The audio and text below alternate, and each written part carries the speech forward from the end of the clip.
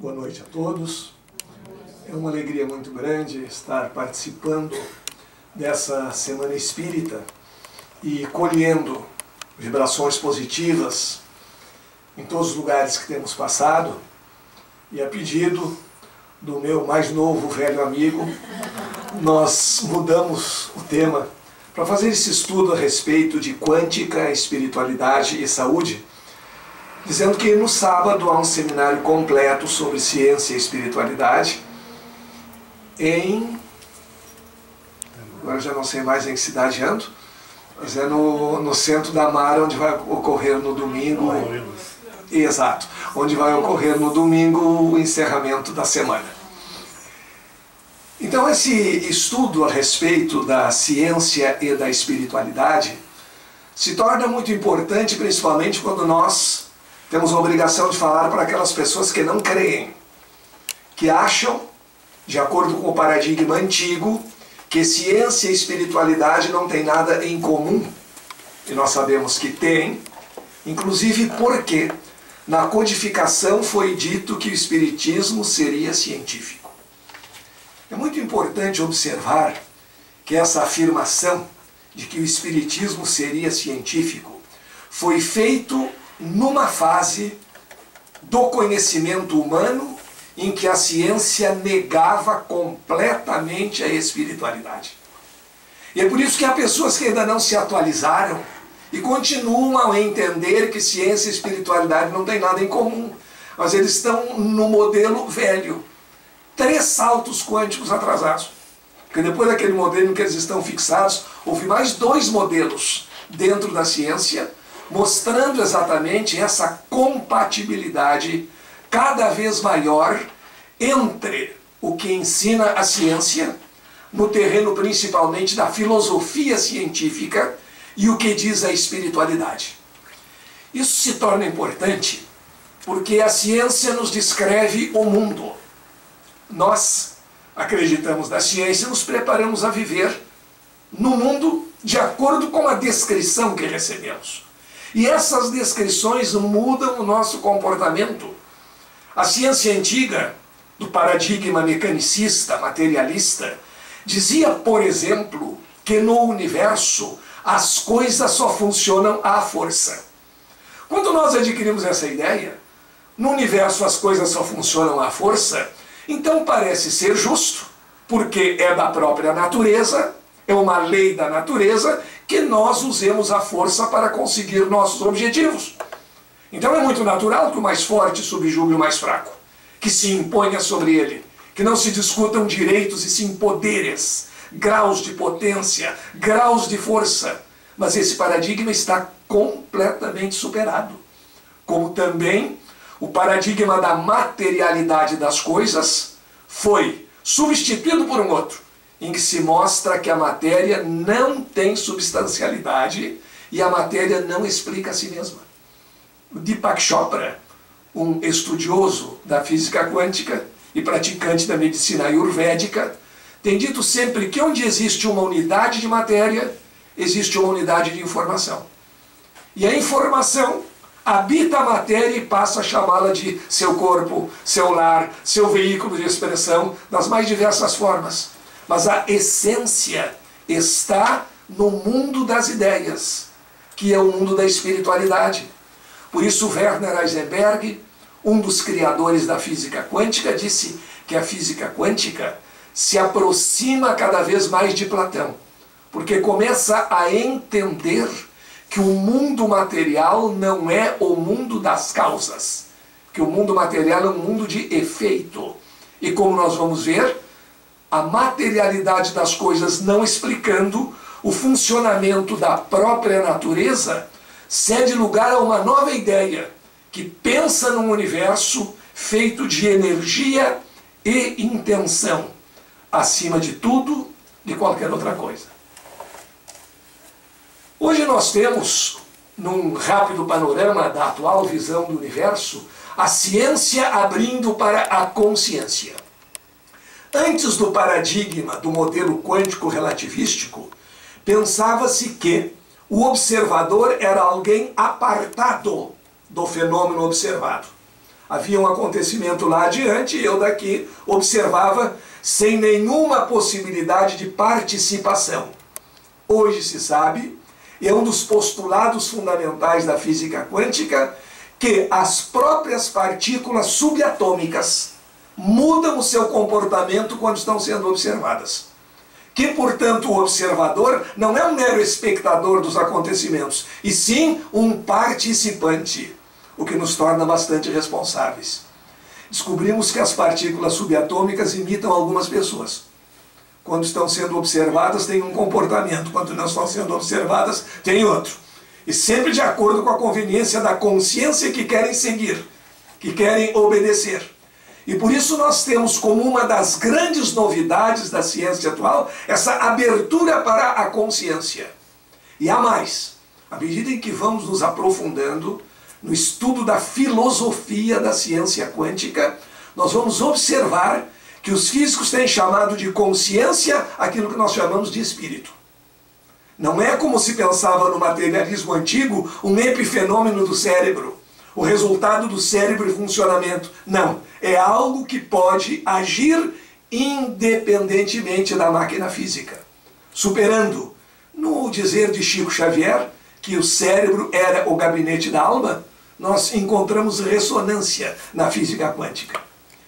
É interessante do pensador William Osler que diz, quanto maior a ignorância, maior o dogmatismo. Todos nós devemos conhecer pessoas assim. Não conhecem o assunto, mas também não querem conhecer, mas têm uma opinião formada e absolutamente definitiva. Quando lhes perguntamos, mas já leu tal obra? Isto é uma resposta de uma sabedoria impressionante. Eles dizem assim, não li e não gostei.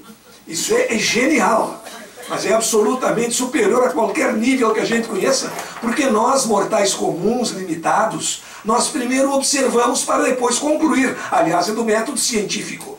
A observação precede a conclusão. Eles conseguem concluir sem observar. E ficam absolutamente felizes com isso, lembrando a pergunta feita a Platão. Quem é mais feliz, o tolo ou o sábio? E ele responde, se a pergunta é no sentido de quem tem mais dúvidas, o tolo é mais feliz, porque o sábio sempre tem muitas indagações. Sempre sabe que há algo mais a saber, a aprender nessa infinidade do universo.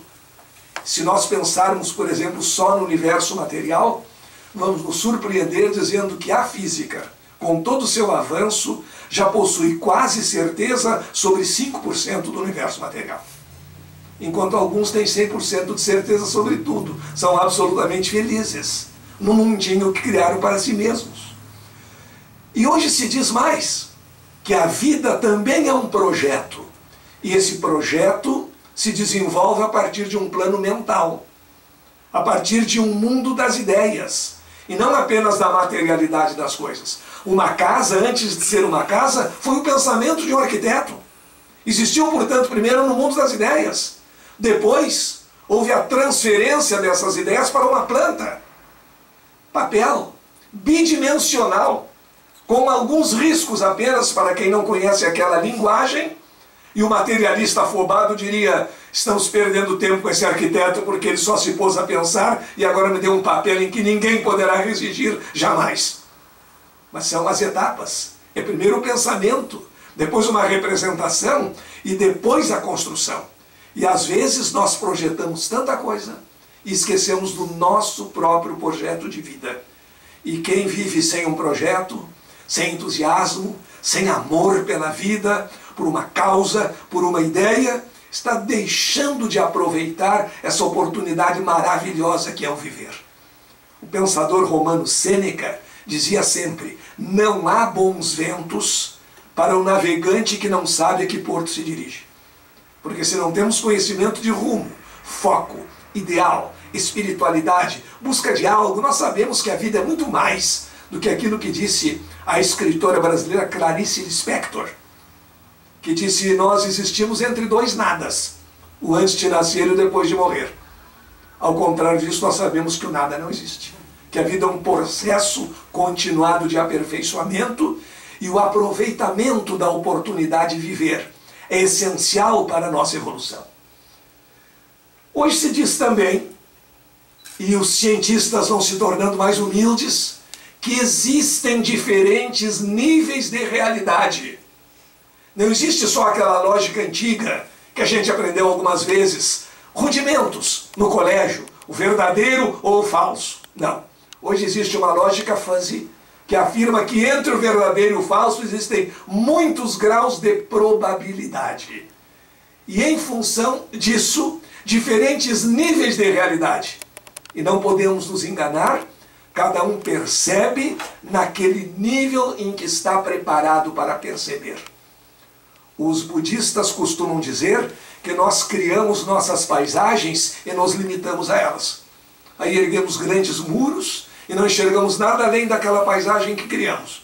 Mas o universo sempre vai além da simples paisagem criada por um homem finito.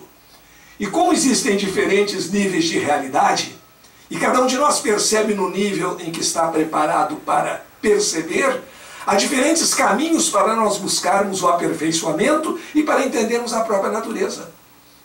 O Instituto de Meteorologia, com todo o seu equipamento, prevê o tempo para amanhã, para depois de amanhã, mas é apenas uma previsão. É uma questão de probabilidades. E lá no Brasil, o nosso matuto do interior, que de tardinha chega na beira do açude, olha para o pôr do sol e diz, amanhã chove, e chove mesmo. Nós não temos que desprezar, e nós somos muito maniqueístas, um tipo de pesquisa por outro, mas nós temos que somar, acrescentar.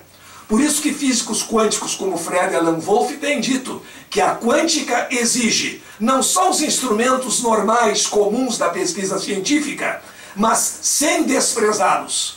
Aceita também colaborações da intuição, que é ferramenta indispensável para que se avance no conhecimento. Prevendo essa época que vivemos hoje, Kardec, no tempo em que a ciência era materialista por definição, afirmou que o espiritismo seria científico. Então, vamos dar uma passada pelas visões da ciência, para ver o que mudou, e como dentro do modelo atual, nós encontramos apoio para as ideias da espiritualidade. A física quântica fundamentalmente trocou certezas por possibilidades. Quando se fala nisso, as pessoas não muito afeitas a esse linguajar dizem que foi uma troca ruim. Eu prefiro ter certeza, mas não é assim. Quando se falava na física antiga em certeza, vejam a que isso conduzia na filosofia da ciência. Existia uma lei chamada Lei da Causalidade Rígida, que afirmava, a partir de uma causa, todos os efeitos estão pré-determinados, são absolutos e são imutáveis. Isso fecha muito bem com a ideia do destino absoluto. Desde que eu nasci, tudo que eu vou fazer está escrito. Isso não é livre-arbítrio. Então a física antiga, na sua filosofia, fechava com a ideia do destino absoluto. A física atual, substituindo certezas por possibilidades, diz que nós temos possibilidades. Que nós realizamos escolhas. Quem realiza a escolha tem responsabilidade. Quem realiza a escolha tem liberdade. Quem tem liberdade de escolher tem livre-arbítrio. Logo, a ideia do livre-arbítrio da doutrina espírita não encontrava apoio na ciência do seu tempo, que era determinista, mas encontra apoio na ciência de hoje. Uma física de possibilidades em que nossa consciência elege aquelas que quer transformar em realidade, nos elevando à categoria de co-construtores do universo. A ideia da física antiga fechava muito bem no terreno da filosofia com aquela ideia do destino rígido. Aos 13 anos, Joãozinho é um assassino e Pedrinho um benfeitor da humanidade. Nem Joãozinho tem demérito, nem Pedrinho tem mérito, porque tudo estava escrito. Eles não fizeram nada. Eles não tiveram escolha. Isso se choca com a ciência atual e se choca com a ideia do livre-arbítrio. Eu tenho uma conhecida em Porto Alegre que é absolutamente fã da ideia do destino. Para ela tudo está escrito. Não sei porque ela fez faculdade, podia ter ficado em casa. Se o destino fosse se formar, se formaria, por um sopro qualquer do destino. E uma ocasião, quando houve aquele acidente com o avião da Air France, Ela me telefona na manhã seguinte, eu mal tinha ouvido alguma coisa sobre o acidente, me telefona na manhã seguinte, domingo de manhã, 8 horas, madrugada. E eu me acordo atendo o telefone e ela diz, tu que não acreditas no destino, ficaste sabendo do avião? Tipo, sabia de avião? Aquela hora da manhã, não muito bem. Eu colo o avião que caiu, porque destino só podia ser o avião que caiu. Não podia ser um voo normal. O avião caiu, sim. E aí me contou uma história, que foi pouco divulgada na época, a respeito de uma senhora que perdeu o voo por um problema de congestionamento de tráfego. Nós sabemos, São Paulo, Rio de Janeiro, quem conhece, que isso acontece muito raramente. Imagina um congestionamento de trânsito capaz de fazer alguém perder o voo. Mas a gente pode imaginar que aconteça. Ela perdeu o voo e morreu na manhã seguinte, atropelada por um caminhão. Ela me disse, viu como ninguém escapa do destino? Ele disse, mas há duas falhas na tua teoria do destino. Uma falha temporal, porque se era para morrer num certo horário, ou ela conseguiu alguma prorrogação especial, por algum motivo. Então, há um erro temporal. E também um erro tópico, um erro topográfico, porque não morreu no mesmo local. Agora, a gente fica pensando, que ideia essas pessoas têm de Deus? Assustadas com aquele Deus antigo, vingativo, rancoroso, que queria que a gente sofresse bastante para ganhar o paraíso. Ninguém veio aqui para sofrer. Nós estamos aqui para aprender a amar e para sermos felizes. Possivelmente, na ideia dela, Deus, devido à sua idade avançada, teria cochilado na hora do acidente e não percebeu que a senhora perdera o voo. Aí o anjinho safado, o querubim aquele do Chico Buarque, estava ali, deixou tudo acontecer e acordou o senhor mais adiante e disse, senhor, o senhor lembra da senhora fulana e tal? Lembro. Por óbvio, pois minha memória é infinita. Pois é. E ela não estava marcada para morrer no voo da Air France? Estava. Não morreu. Está vivinha até agora. E Deus, quem sabe, tentando se recuperar da falha, disse, não te preocupa, ela escapou do avião, mas já já eu arrumo um caminhãozinho para ela. Será que é essa a ideia que a gente faz? Quem faz a ideia do destino absoluto, do destino pré-escrito, que nós não temos chance de mudança, contraria o livre-arbítrio, que é a ideia da ciência de hoje, e que era a ideia de Kardec na codificação do Espiritismo. Então, essa ideia de que o Espiritismo seria científico agora vem com a física quântica. Trocamos certezas por possibilidades. Entendemos que o observador, mais do que simples espectador, participa dos fenômenos que observa. Que o pensamento é uma forma de energia. E energia não se cria nem se destrói. Isso pode ser dito num centro espírita e numa universidade. Porque, felizmente, nós agora estamos encontrando, por diferentes caminhos, a mesma realidade, ainda tão procurada, do fenômeno humano, da nossa vida, da nossa essência, da nossa espiritualidade. E porque nós temos escolhas, nós temos livre-arbítrio. Nossa consciência influencia em nós mesmos, nos outros e até nos objetos materiais que nos cercam. E o que é interessantíssimo, a ciência hoje diz que nós somos emissores e receptores, mas só captamos naquelas frequências em que somos capazes de vibrar. Eu sou livre de escolher a frequência em que eu vibro. Agora, vibrar numa frequência e querer receber em outra é querer ser contra a lei da natureza. Se eu vibro só no vitimismo, no rancor, na ideia de sofrimento, que eu estou aqui só para sofrer, etc., e assim também faço sofrer os outros, eu não estou sintonizando com as vibrações de alegria, de progresso, de conhecimento, porque nós só recebemos nas frequências em que somos capazes de vibrar. É muito simples. Agora mesmo aqui por esta sala transitam as ondas de centenas de emissoras de rádio e de televisão. Aí nós ligamos o nosso radioreceptor ou o nosso televisor em uma determinada frequência e captamos só aquela frequência. Mas é interessante como as pessoas gostam de milagres no sentido de subverter as leis da natureza.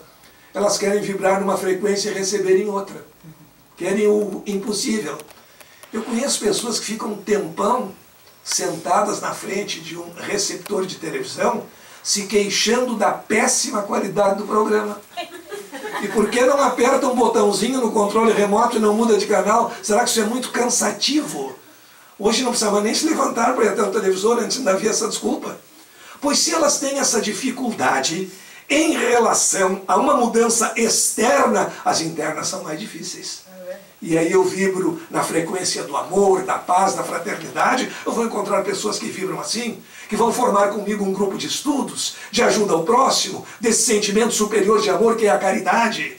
Mas se eu vivo a colocar defeito em tudo, na vida, no mundo, me sentir infeliz, desprezado, não amado, porque não sei amar, eu estou vibrando numa frequência, estou querendo receber em outra. E às vezes é comum fazer essa transferência de responsabilidade. Eu conheci um médium que dizia o seguinte: eu sou uma pessoa do bem, eu sou da paz, do amor, da tranquilidade. Mas não me contraria que o meu obsessor é furioso e te pula no pescoço. Bonito, né? A ruta do obsessor que não estaria ali por acaso. Quem sabe está mais sendo obsidiado do que obsidiando. Nós só recebemos nas frequências em que somos capazes de vibrar. E não se trata de castigo da natureza, de castigo de Deus, de punição dos espíritos que não estão aí para nos açoitar, e sim para nos ensinar. Não se trata de estar cultivando culpas desnecessariamente, trata-se de entender que na estação em que eu sintonizo o rádio recebe. E quando nós sintonizamos um aparelho de rádio numa emissora, o que é que nós estamos fazendo? Nós estamos fazendo com que o seu mecanismo eletrônico vibre na frequência daquela emissora. Nada mais do que isso. E há também quem culpe o rádio pela notícia. Em Porto Alegre existem 2 times de futebol. Na verdade, um. O outro é uma... Exatamente. Intuição maravilhosa. O outro é uma tentativa de imitação. E os torcedores desse outro time são os maiores compradores de rádio, os pequenos rádios de pilha que existem. Porque cada vez que estão escutando e o seu time leva um gol, o que é cada vez mais comum, eles pisoteiam o rádio como se o rádio fosse o responsável pelo evento. Ele está apenas nos transmitindo o que aconteceu. E assim somos nós, o nosso pensamento. Pensamentos de amor, vibrações de amor, prece, evangelho no lar, reunião de família, excelentes vibrações vão sendo colhidas. Por isso é que as pessoas que amam têm cada vez mais facilidade de amar. E as pessoas que se queixam da vida têm cada dia mais motivo para se queixar. O poeta argentino Unamuno, em relação à doença do momento, a doença da moda, que é a depressão, ele tem dito: você não está deprimido, está distraído. Não está conseguindo ter foco nas belezas da vida, na oportunidade que é o viver, na natureza se renovando todo dia. Está mal focado. E por estar mal focado, está percebendo só as informações negativas. Sendo então emissores e receptores, passando rapidamente pela ideia antiga para vermos a mudança, na física clássica, o mecanicismo, nós tínhamos a ideia do universo-máquina, ali leia-se causalidade rígida, ou seja, dada a causa, os efeitos são imutáveis. Então, desde que ocorreu aquela explosão inicial, que foi o Big Bang, tudo que vai acontecer no universo já está marcado e nós não temos nada a fazer. Desde que houve a fecundação do óvulo pelo espermatozoide, formando a célula ovo que nos originou, tudo está marcado, tudo está escrito e nada se pode fazer. Era uma espécie de fatalismo biológico, seguindo o fatalismo religioso do destino escrito e definitivo.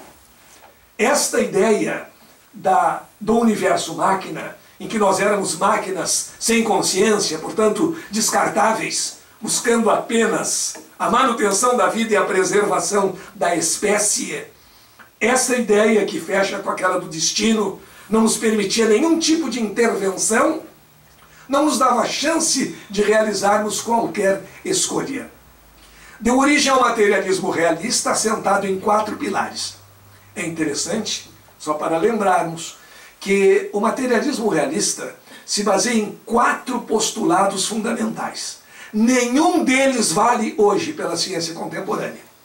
E eles estão firmes lá, no 10º andar do edifício, que se sustentava em 4 colunas, perdeu as 4 colunas, ainda não notaram que estão em queda livre. Pensam que estão firmes na sua posição. Newton, no entanto, não professava uma situação materialista.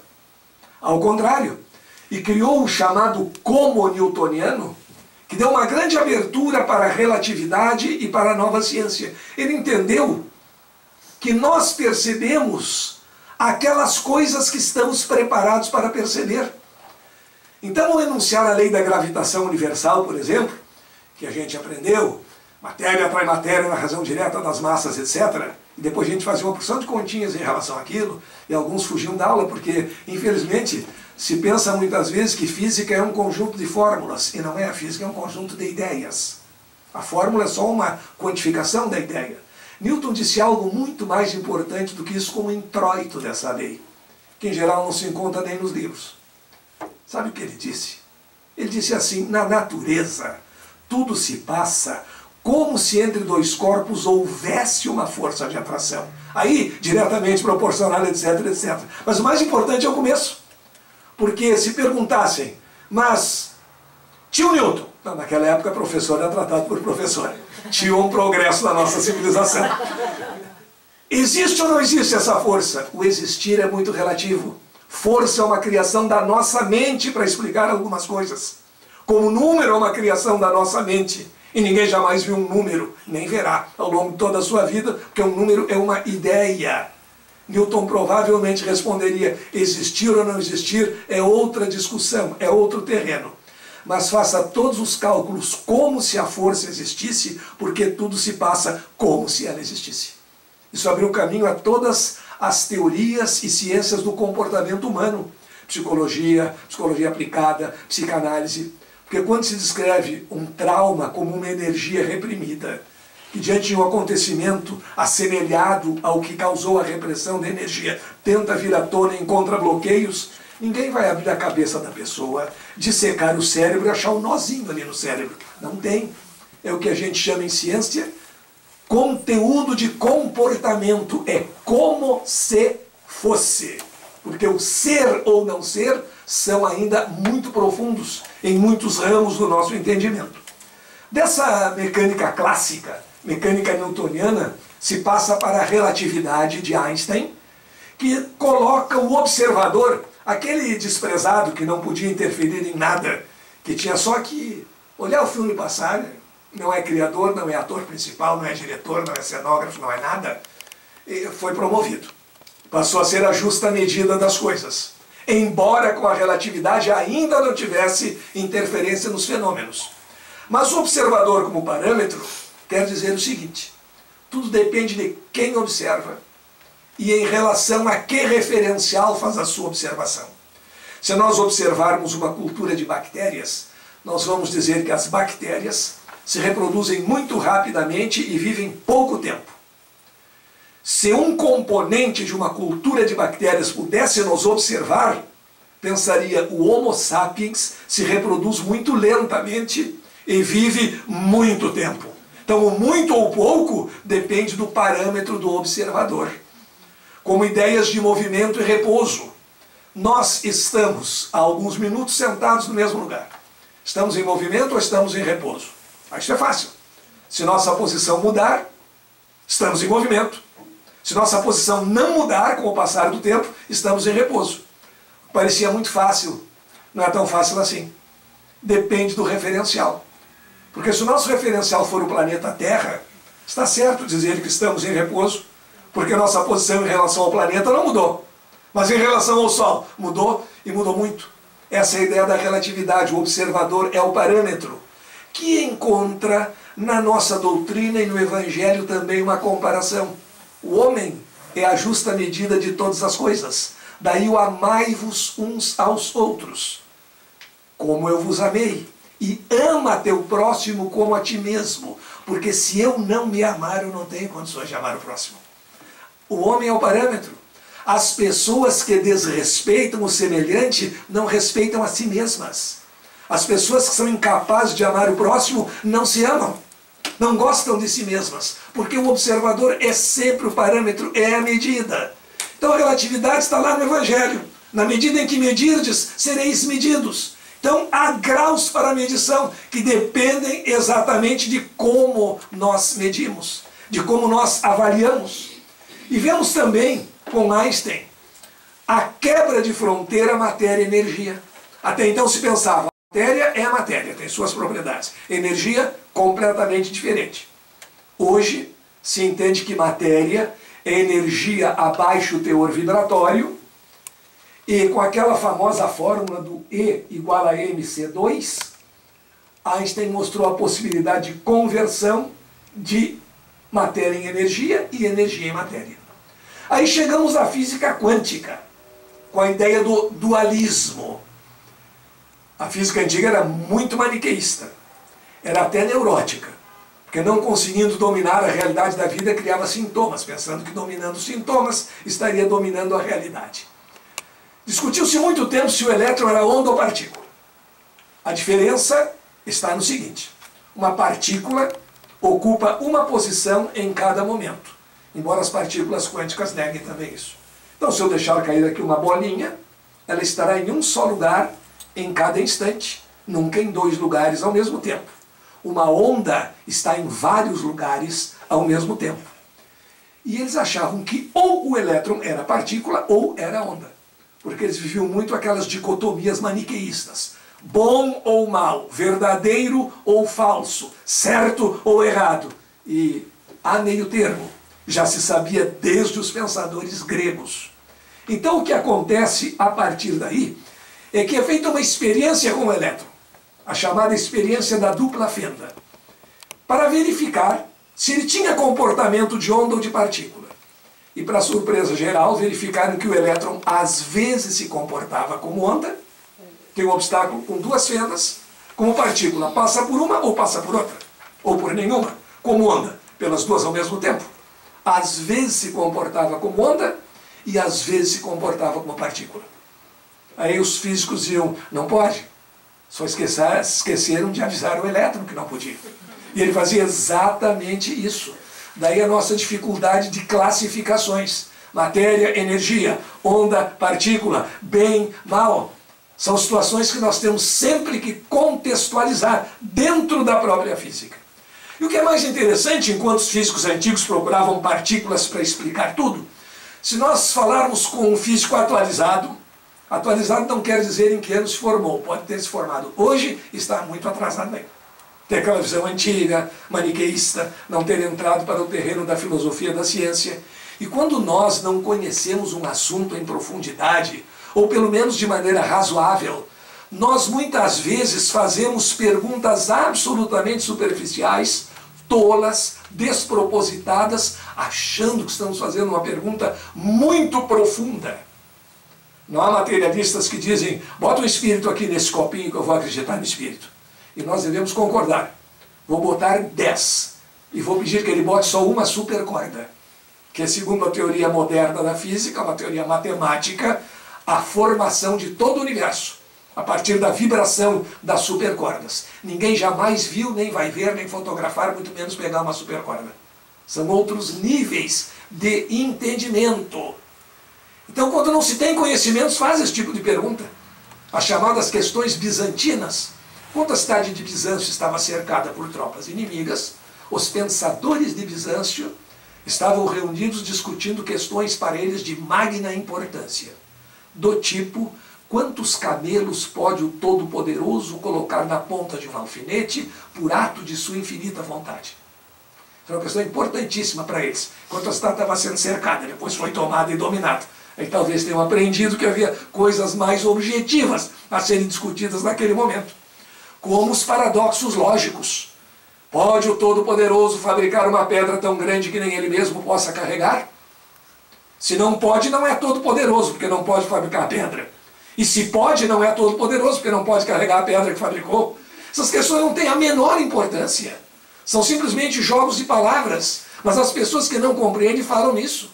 Por que Deus fez aquela criança morrer? Deus não fez nenhuma criança morrer, não é essa a questão. Nós temos que entender o mecanismo das reencarnações. Como quem não conhece um assunto não pode discuti-lo. Faz uma experiência de física para alguém no laboratório, carrega um corpo positivamente, outro negativamente, aproxima, sai faísca.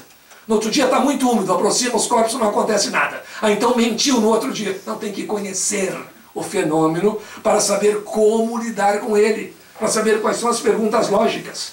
Então hoje um físico nos diria o seguinte: os componentes fundamentais do universo são energia e intenção. Nem energia, nem intenção são coisas materiais. Isso deriva da chamada teoria M, que é a teoria das supercordas, que foi prevista matematicamente. Ninguém jamais vai ver uma supercorda, mas explica tudo o que ocorre no universo. E que diz o seguinte: tudo que existe no universo resulta da vibração de pequeníssimos e invisíveis filetes de energia de 11 dimensões, chamados supercordas, que ao vibrar produzem a matéria e todas as suas características. Chico Xavier havia dito que matéria é luz coagulada. É exatamente isso. A teoria das cordas. Toda materialidade não tem substância em si mesma. Vem da vibração desses filetes de energia que, por vibrar, produzem a matéria e todas as características que a matéria possui. E aí nós devemos pensar no seguinte: vamos fazer uma comparação com vibrações físicas elásticas. Supercorda produz vibração eletromagnética, como a luz, de um modo geral. Vamos pensar nas vibrações sonoras. Um violino. Nós teríamos, por exemplo, um violino afinado. Se vocês me trouxessem aqui um violino, já bem afinado para não ter dificuldade, podia ser um violino aí de baixo custo, um Stradivarius, bem afinadinho. Pergunto: é possível fazer vibrar as cordas de um violino de modo a produzir os acordes de uma sinfonia, por exemplo, a Pastoral de Beethoven, ou a Nona Sinfonia? É. Qualquer um faz isso? Não. Por quê? Retomando a criação do universo, energia e intenção. É preciso saber como tocar o violino, onde pressionar cada corda, como passar o arco sobre elas para produzir uma sequência de sons harmônicos. Ao acaso, mesmo diante de um violino afinado, quem não sabe tocar, por mais boa vontade que tenha, vai produzir só uma sequência de ruídos, e não música. Embora a fronteira entre música e ruído hoje seja algo muito nebuloso, extremamente discutível, mas vai produzir, sem dúvida, mais ruído do que música. O que é preciso para se tocar bem um instrumento, como por exemplo um violino? Energia e intenção. Energia, a força que nós vamos transmitir fazendo vibrar as cordas, percutindo uma tecla do piano, isso é energia. Intenção significa o domínio do processo. Que tecla tocar? Como segurar as cordas para produzir a harmonia? Ao acaso, só a desordem. Então, se retomarmos o universo, veremos que o Supremo Maestro, a inteligência suprema, nem tinha o violino afinado e nem corda tinha. Teve que criar as cordas, fazê-las vibrar de modo adequado, portanto, inteligente, consciente, para produzir o que nós chamamos, os filósofos chamavam, pensadores, poetas, a grande sinfonia cósmica.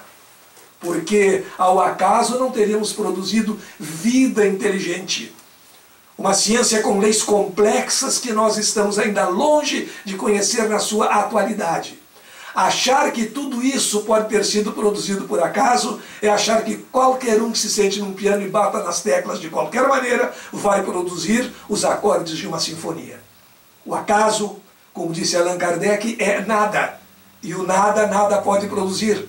Efeitos inteligentes só podem ser produzidos por causas inteligentes. E esta é uma afirmação com amplo apoio no contexto científico atual. E nós passamos de observadores a co-criadores, portanto, responsáveis pelas coisas que acontecem no mundo, conosco, na família, na sociedade, porque nós não estamos apenas para observar, nós estamos também para produzir, para modificar, para co-criar.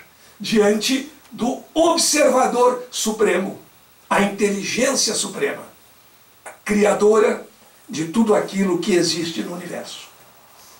Em relação a essa possibilidade de atribuirmos ou não a vida ao acaso, só temos aqui alguns parâmetros para a gente observar. Big Bang, aquela explosão inicial.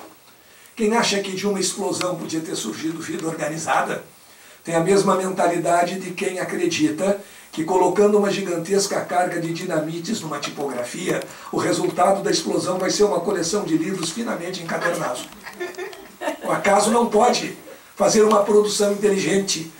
Há um princípio na física chamado lei da entropia que diz exatamente isso. Se nós jogarmos todo o material da construção de uma casa num terreno baldio e passarmos por lá 5 anos mais tarde e verificarmos uma bela edificação com tudo funcionando, nós não vamos dizer que foi o vento, a chuva, a intempérie que construiu aquela casa. Então um universo inteligente se deve a fatores inteligentes. E hoje se pensa que a realidade fundamental está em campos não materiais. Existe alguma matéria entre o ímã e os pedacinhos de ferro que ele atrai? Ou há um campo? Ou há uma modificação nas propriedades comuns do espaço? Um campo organizador, como há um campo organizador da nossa própria vida. E só para lembrarmos, em relação à física, por exemplo, há cerca de 12 constantes físicas, que podem ser calculadas até mais de 10 decimais, se diz mais de 10 casas depois da vírgula, que somente uma delas mudasse, lá no 11º decimal, o universo simplesmente não poderia existir como existe. Se cada um de nós fosse convidado a escrever agora num pedacinho de papel 12 números, não precisa colocar vírgula, 12 números inteiros, alguém apostaria que todos nós iríamos escrever exatamente os mesmos números? Não. Pois a probabilidade de que essas 12 constantes físicas que regulam o universo tenha surgido por acaso é de 1 sobre 10 elevado a 200. 10 elevado a 200 é o número 1 seguido de 200 zeros. Então a probabilidade de acontecer por acaso, o valor das constantes físicas que regulam o funcionamento do universo material é de 1 vez em cada 200 zeros. Ninguém aposta nisso. Na formação da vida, uma simples célula viva exige a combinação organizada de 20 aminoácidos com 20.000 enzimas. A probabilidade de que isso aconteça por acaso é de 1 sobre 10 elevado a 1000. 10 elevado a 1000 é o número 1 seguido de 1000 zeros. Ninguém aposta nisso.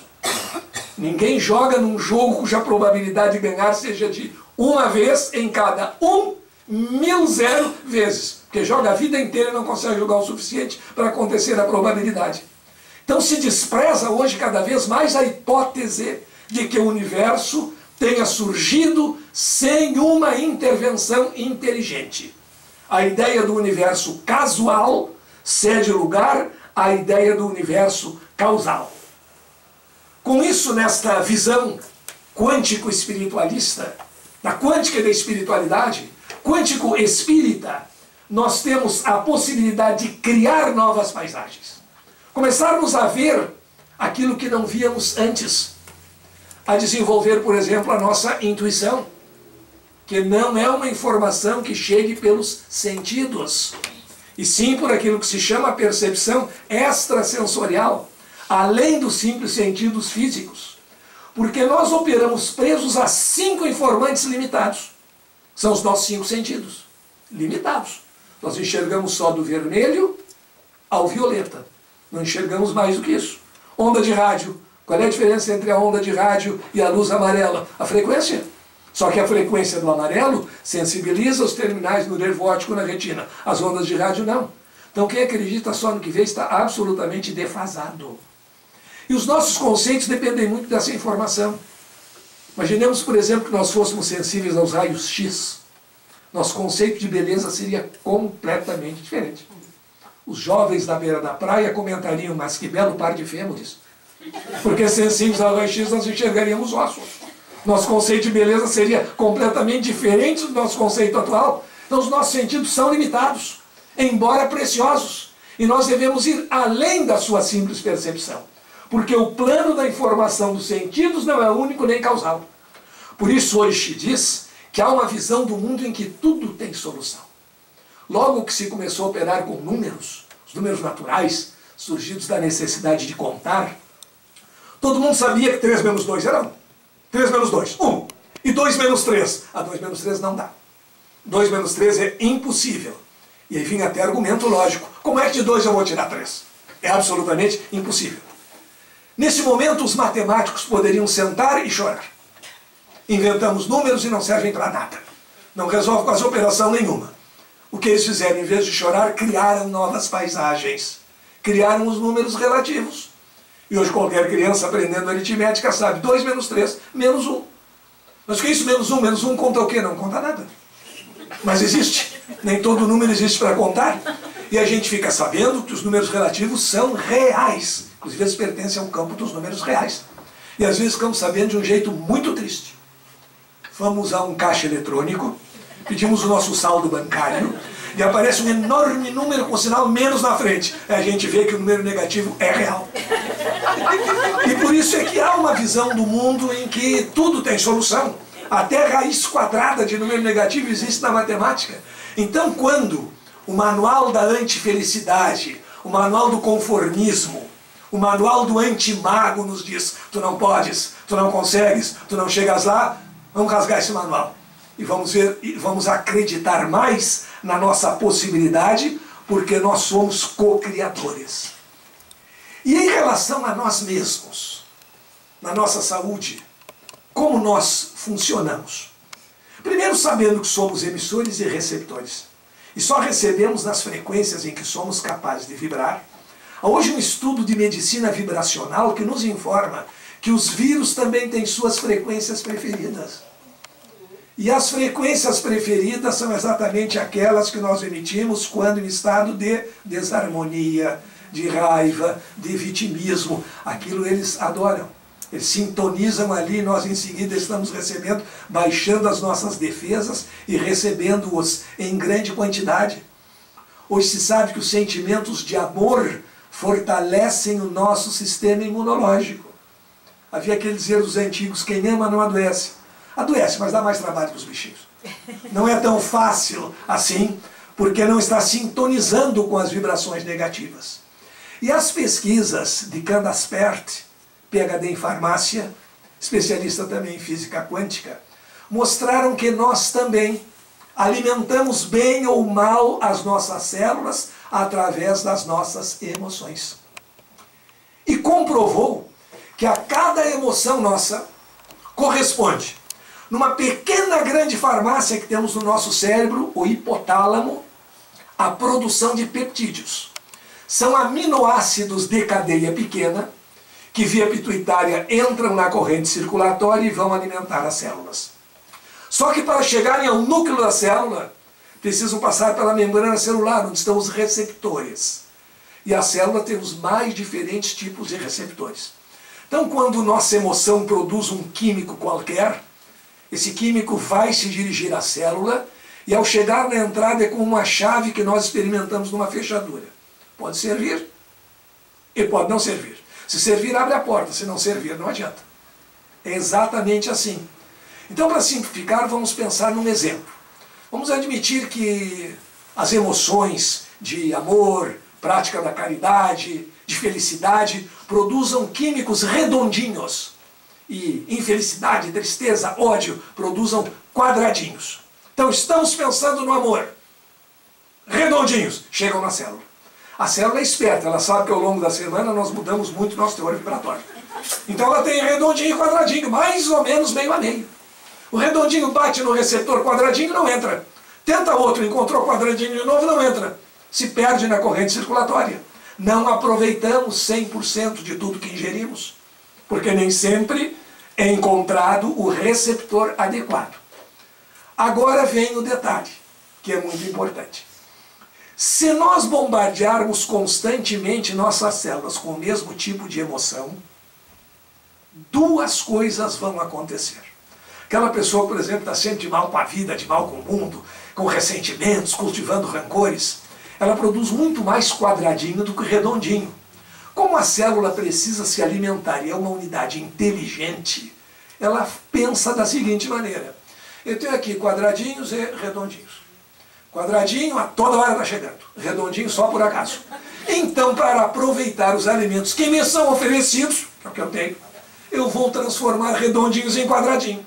Deixo meia dúzia de redondinhos aí para alguma eventualidade, mas a maioria é quadradinho. Aí qualquer pensamento negativo, qualquer momento de ódio é exacerbado, né? As pessoas que odeiam, elas têm cada vez mais facilidade de odiar.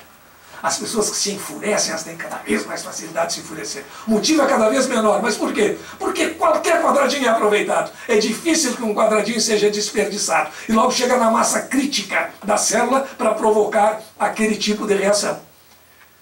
Primeiro passo é esse, o primeiro fenômeno. O segundo, quando a célula se reproduz, as novas células já vêm com mais receptor quadradinho do que redondinho. Dá para reverter a situação? Dá. Nós criamos os monstrinhos através das nossas emoções, dos nossos pensamentos. Temos que reverter o processo. Cada vez que tiver um pensamento de raiva, vou brigar com alguém, estou com ódio e tal, calma, isso aqui não vale a pena. A gente nem sempre controla o aparecimento dos pensamentos, mas a moradia pode, ela não vai morar aqui. Procura alguma outra coisa, vai ler um bom livro, vai conversar com uma pessoa que tem ideias interessantes, até assistir alguma coisa para rir, que também é bom, que também faz bem. E se nós começarmos a bloquear os pensamentos negativos, os pensamentos de ódio, de vingança, a célula vai começar a observar que agora está aparecendo bastante redondinho e não está sendo aproveitado. E reverte o processo. E aí o que acontece? Ela pede redondinhos. Ama, ser feliz, busca um companheiro, uma companheira que te dê felicidade, que te dê alegria, busca conversar com pessoas interessantes, busca ler bons livros.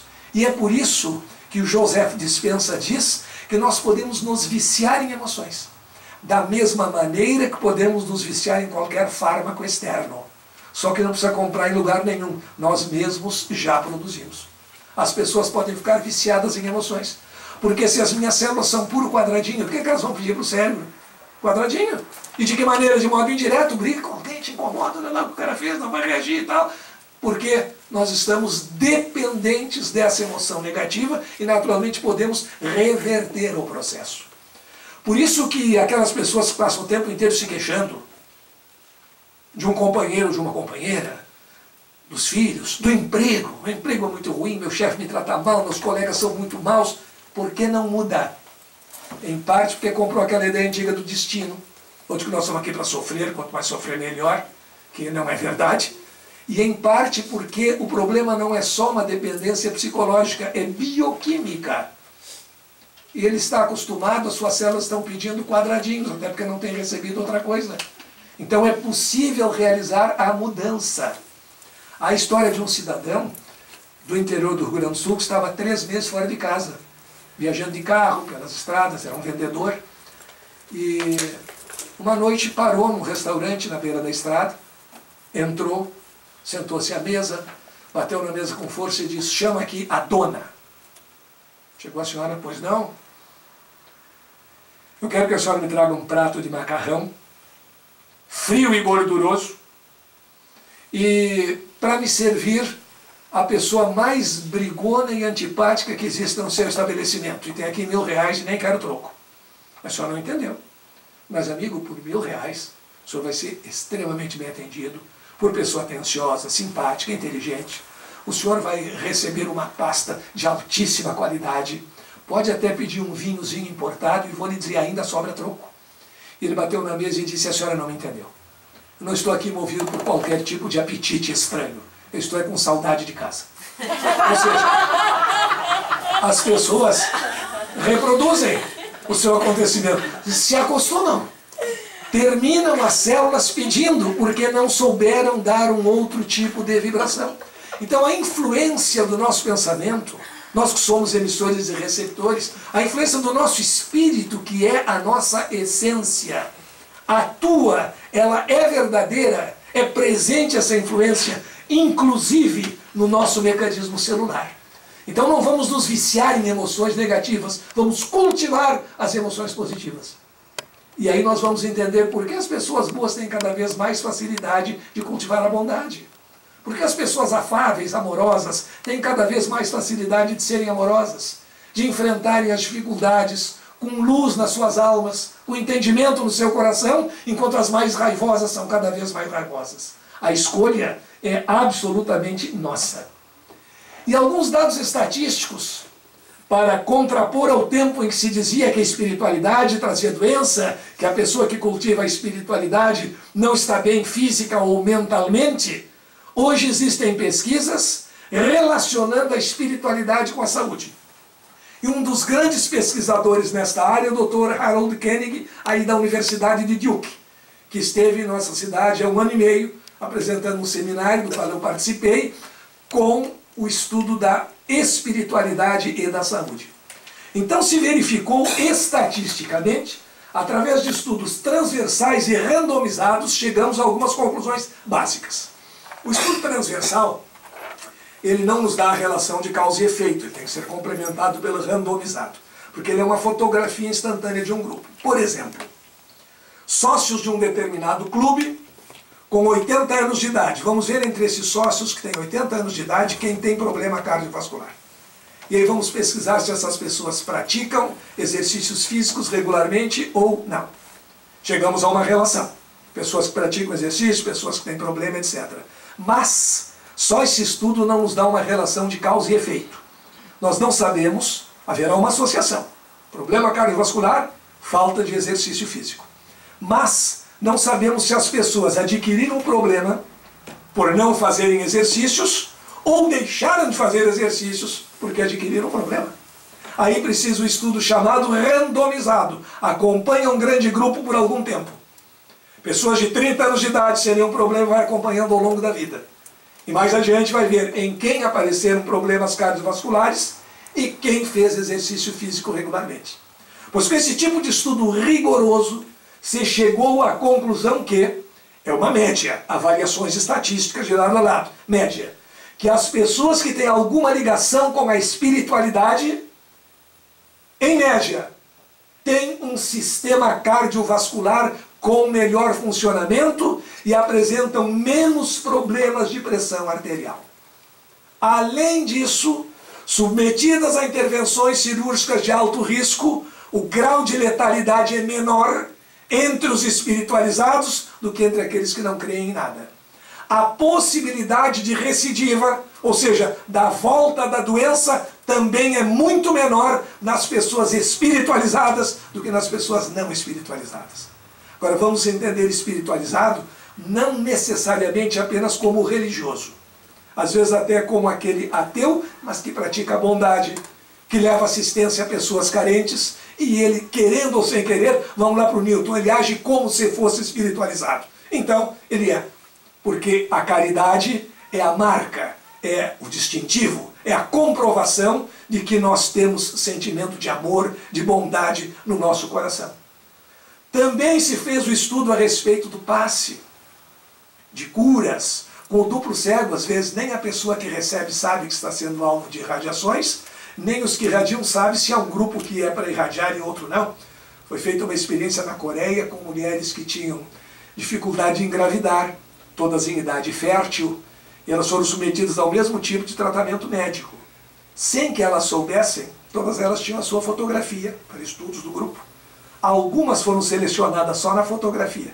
E foram reunidos meditadores que 2 vezes por dia, pelo menos, se reuniriam com as fotografias do grupo selecionado e pensariam, emitiriam sua energia, sua vibração, para que aquelas mulheres conseguissem engravidar. Nem estes meditadores sabiam que havia um outro grupo, nem as mulheres escolhidas sabiam que tinham sido escolhidas ou que havia qualquer escolha. E em cerca de 6 meses foi mais de 60% superior o número de pessoas que engravidaram no grupo que recebeu a meditação do que no outro grupo. E sempre quando nós sintonizamos, e se nós tivermos fé ainda e soubermos que estamos recebendo alguma coisa, facilita ainda mais. Um exemplo caseiro. Minha mãe era médium, de muita sensibilidade, e uma ocasião estava na casa de um tio meu, na praia, e passou mal, teve uma síncope, foi levado ao hospital. onde se constatou um quadro de arritmia e taquicardia. Coração muito rápido e completamente fora de ritmo. Aí ela foi transportada para Porto Alegre. Eu estava com a minha mulher e os filhos viajando, nos avisaram, foi para o hospital universitário em Porto Alegre. Quando chegamos à noite para vê-la, estava ali com aquele quadro de arritmia e taquicardia, fazendo a medicação adequada, anticoagulantes, etc. Mas o coração não estava reagindo bem, ela continuava. Então os médicos entenderam de, na manhã seguinte, fazer uma manobra de cardioversão. Aquele choque que se dá no peito da pessoa, parece dois ferros de passar assim. E ela, como muita gente já tinha visto aquilo em filme, e não é uma visão agradável.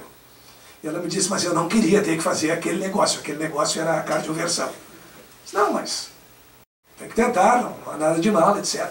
Na manhã seguinte ela me telefonou. Pede para as minhas amigas do chá, elas tinham um grupo que se reunia uma vez por semana na casa de cada uma. E nessas reuniões elas faziam meditações, faziam roupinhas para entregar para creches de crianças carentes, e no final faziam uma prece, recebiam às vezes mensagens da espiritualidade. Então ela me pediu que avisasse as pessoas do grupo para que rezassem, para que ela não precisasse fazer a cardioversão. Está bem, vou avisar as pessoas do grupo. Peguei a listinha e fui telefonando. Lá pelas 10 horas da manhã, ela me ligou de novo. Já avisaste o pessoal do grupo para rezarem, para eu não precisar fazer a cardioversão? Já avisei. E será que elas estão rezando? Bom, isso eu não sei. Não posso ir na casa de cada um fiscalizar, mas acredito que estejam, são amigas e tudo mais.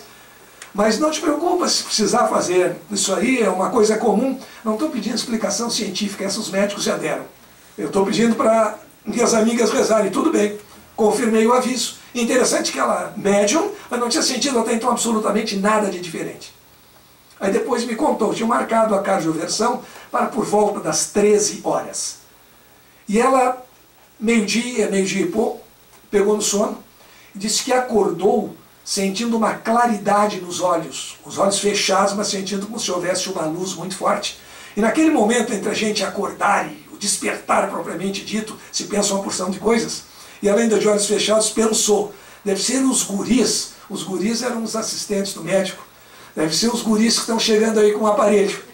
Abriu os olhos e não viu nada. Mas em seguida chegaram os guris. E o médico, olha, a senhora não se preocupe, vamos fazer uma anestesiazinha leve, isso é um processo já consagrado, não há nenhum risco, etc, etc. Enquanto conversavam, foi ligando o aparelho e o outro chamou a atenção, mais fulano, olha o monitor. Batimentos cardíacos, 78 por minuto, reguladinho, sem astracístole, sem absolutamente nada. Emissor e receptor. Se preparou para receber, provavelmente possuía mérito e com a crença na oração que recebeu. E essa oração, que é uma transmissão de energia inegável, ela recebeu essa energia no momento adequado. Na igreja, que é tão reticente em relação, e às vezes reacionária em relação a paz, energias, etc., hoje em qualquer cerimônia de casamento, no final, não se manda as pessoas estenderem a mão em direção aos noivos, no momento em que se reza por eles, pedindo felicidade, etc, etc. Por que estender a mão? Se não existe fluido, se não existe energia, se não existe transmissão de energia à distância, porque sabemos que existe. Então hoje se faz o estudo do passe como um transmissor de energia. Na Itália se faz a fotografia Kirlian, das mãos de pessoas que dizem ter propriedades curadoras, e se essa fotografia mostrar uma boa intensidade de vibração, eles são autorizados a entrar nos hospitais e impor as mãos sobre os pacientes que quiserem. E no mais recente congresso de cardiologia, no Brasil, em Recife, onde esteve o Dr. Koenig, depois de passar em Porto Alegre, hoje, oficialmente, os grandes institutos de cardiologia no Brasil e em outros lugares do mundo estão aconselhando ao médico, principalmente o coração, onde se trata tanto de emoções, de sensibilidade, que perguntem, na anamnese, perguntem ao paciente se gostaria de conversar sobre sua religião e se gostaria de receber uma assistência espiritual, uma assistência religiosa. Se o paciente disser que não. Se o paciente disser que sim, o médico talvez não tenha a mesma crença, mas vai buscar alguém que possa conversar com o paciente, porque essas conversas espirituais ampliam a nossa percepção e a nossa capacidade de cura.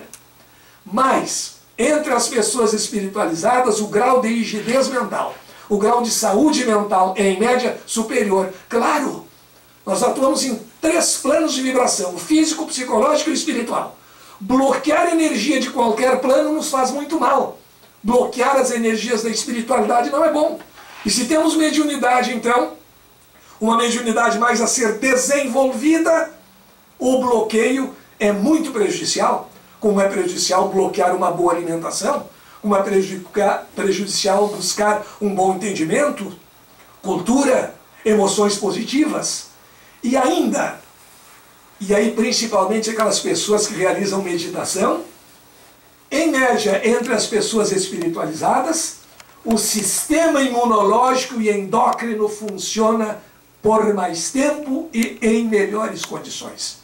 Então, pelo lado do nosso conhecimento da espiritualidade, bem como pelo lado da ciência, nós sabemos que a espiritualidade faz bem à saúde, faz bem à nossa evolução, faz bem ao nosso ser como um todo, porque essencialmente temos que reconhecer que nós não somos seres humanos que eventualmente vivem uma experiência espiritual, fantasmagórica, quem sabe. Não, nós somos espíritos que agora estamos vivendo uma experiência humana e que já vivemos outras tantas e que viveremos tantas outras.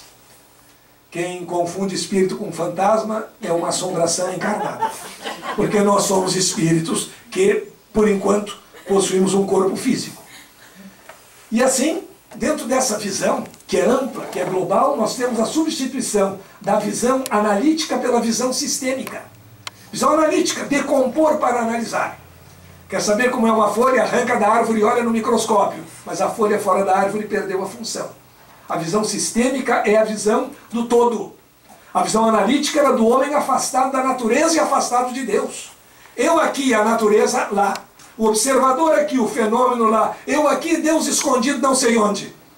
Quando hoje nós pensamos na imanência, nós pensamos que o coração de cada um de nós pode ter tamanhos diferentes, pesos diferentes, passagens diferentes, mas tem que realizar exatamente a mesma função. E é a função, segundo Claude Bernard, que faz o órgão. Portanto, essa visão sistêmica é a visão do todo. Senão nós ficamos só na visão da parte.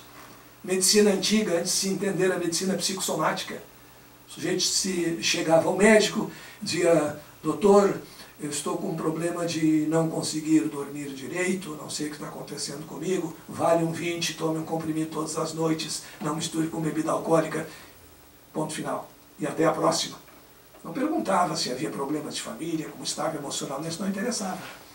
Aí ele dizia: passei a dormir bem, mas agora estou sofrendo de gastrite. Como qualquer coisa daquela ardência no tubo digestivo, omeprazol 40 mg, um comprimido todas as manhãs e passe bem. Uma semana depois ele voltava: doutor, o senhor é mágico, o senhor é um santo, não tem mais azia, durmo muito bem, mas quando me acordo, começo a maximizar os problemas, qualquer coisinha me parece intransponível, eu fico preocupado, suando frio, com arrepio, etc. E Rivotril 0,5 mg, um comprimido todas as manhãs. E ele volta uma semana depois: doutor, sem insônia, sem gastrite, sem maximizar os problemas de manhã. Mas lá pelo meio da tarde, não sei se é porque o dia vai morrendo, dá uma tristeza, não sei porquê, uma melancolia Prozac. Um comprimido todos os dias e passe muito bem. E nós temos a cura só de sintomas. No dia em que entendermos o homem como um todo, entendermos que o físico precisa de remédio, mas o espiritual também, e que muitas pessoas estão sofrendo hoje uma verdadeira obesidade mental. A obesidade física já preocupa, mas também tem a mental. Alimenta mal o seu cérebro, a sua mente, os seus pensamentos, só de alimentos imprestáveis, de programas de quinta categoria. E aí fica com dificuldade de raciocínio lógico. Nós precisamos nos tratar como um todo, e isso é que se entende como visão sistêmica. Entender que temos em nós o universo. E existe uma comparação entre aquelas pessoas que cultivam alguma forma de espiritualidade e as que não cultivam qualquer forma de espiritualidade. Os não espiritualizados, em geral, são reativos. O que é o reativo? É aquele que espera as coisas acontecerem para depois reagir. Enquanto que as pessoas espiritualizadas são agentes de mudanças. Sabem da nossa situação de co-criadores e da nossa responsabilidade. Os não espiritualizados botam sempre a culpa nos outros. Em política, então, é a coisa mais comum. Pode estar há 20 anos no poder, a culpa é do antecessor. Mas faz 20 anos que tu estás aí, mas há 21 anos houve um cara que é o culpado de tudo. Se assumiu hoje, é o antecessor de ontem, claro. Enquanto que as pessoas espiritualizadas aprendem com os erros. Aprender com o erro não é carregar-se de culpa. Culpa faz mal, a não ser aquela culpa responsável de quem causou um prejuízo e quer ressarci-lo. Mas a culpa onipotente, a culpa de querer assumir os males todos da terra, isso não nos faz bem. E principalmente também não botar essa culpa nos outros. E sim aprender com o erro. Errei, reconheço, não vou errar mais. Vou ver o que me levou ao erro para tomar outro caminho. Essa é a atitude consciente que nós vamos levando como aprendizagem vida após vida para nos melhorarmos. Os não espiritualizados costumam ser vitimistas. Ninguém me entende, Deus não foi bom para mim, e o outro entende que ele é um co-criador da realidade. O mundo está todo errado, a humanidade não tem mais jeito. Ele não é parte da humanidade. Ele é um ser separado. Ou os outros. Os outros são muito ruins. Eu aqui sou muito bom. Mas os outros, então não adianta eu fazer nada. Os não espiritualizados, eles se queixam do trabalho. Até quando não tem trabalho. É impressionante. Eles não têm, mas eles se queixam. Por isso que McLuhan, o Papa das Comunicações no século passado, disse: se você quer alguma coisa bem feita e rapidamente, procure para encarregar dessa tarefa alguém entre as pessoas mais ocupadas que você conhece. Porque os desocupados não toleram uma interrupção do seu nada a fazer. Eles não querem interromper aquilo ali. Sacudir o seu universo de pasmaceira, que eles chamam de universo de conforto. Ainda os não espiritualizados postergam. Os outros enfrentam. Mas isso aí, esse problema deixamos para depois, não é agora. O filho está com algum problema, mas até os 21 anos isso se resolve, ele está só com 14, então deixa para depois. Enquanto que, e ali uma desculpa extraordinária, os não espiritualizados se contentam com a piores, enquanto que os espiritualizados buscam melhorar. A piores é a pior desculpa que existe. É aquela desculpa do aluno que está fazendo bagunça na sala. Por favor, fique em silêncio, não sou só eu. São os outros. Mas quando ele diz não sou só eu, ele está dizendo eu também. Tem que fazer essa leitura. Ou simplesmente dizer que há piores. Há pessoas que se empenharam muito menos do que eu e estão melhores. Não sei, estão melhores no trabalho. Isso que há piores não é desculpa. É a desculpa do cidadão aquele. Minha mulher se queixa porque apanhou. Esquecida de que a do vizinho foi assassinada. Então ela devia estar feliz porque não foi morta. Isso de há piores não existe. Se eu procurar o pior, eu não vou melhorar nunca. As duas situações são horrorosas. Absolutamente desumanas. Isso não é coisa para o ser humano evoluído. E dizer que há pior não resolve. Tem que entender que há melhores. A gente que sabe menos que eu não vou estudar mais. Mas a gente que sabe mais. E isso seria quase que uma inveja positiva. Tentar chegar, admirar quem está melhor e tentar chegar lá. E não querer puxá-lo para baixo. Que é a atitude do ciumento, do preguiçoso, do que quer se contentar pelo fato de haver piores. Além disso, os não espiritualizados são conformistas. Eu não estou fazendo nada, que isso foi sempre assim e vai continuar assim, enquanto os outros têm consciência de serem agentes de mudanças. Nós precisamos ter essa consciência. Então vamos ser os agentes de mudança. Vamos levar nossa espiritualidade ao mundo. Vamos levar a mensagem de amor e de compreensão. O amai-vos e instruí-vos, de Kardec. O amai-vos uns aos outros, de Jesus. Para que amanhã, num mundo melhor, construído pelo nosso esforço de hoje, não tenhamos mais nem que pensar em guerra, em mal, em destruição. E então nos perguntaremos: para que guerra, irmão? Se depois, horrorizado, verás que não valeu o sangue derramado. Se o mundo a girar não para jamais, a vida que se perde não volta nunca mais. E paz não haverá, enquanto com grandeza não imitarmos o exemplo da mestra natureza. O sol a todos vem com seus raios iluminar. De todos os peixes é a imensidão do mar, de todos os pássaros o espaço aberto. Para eles não existem fronteiras, estou certo.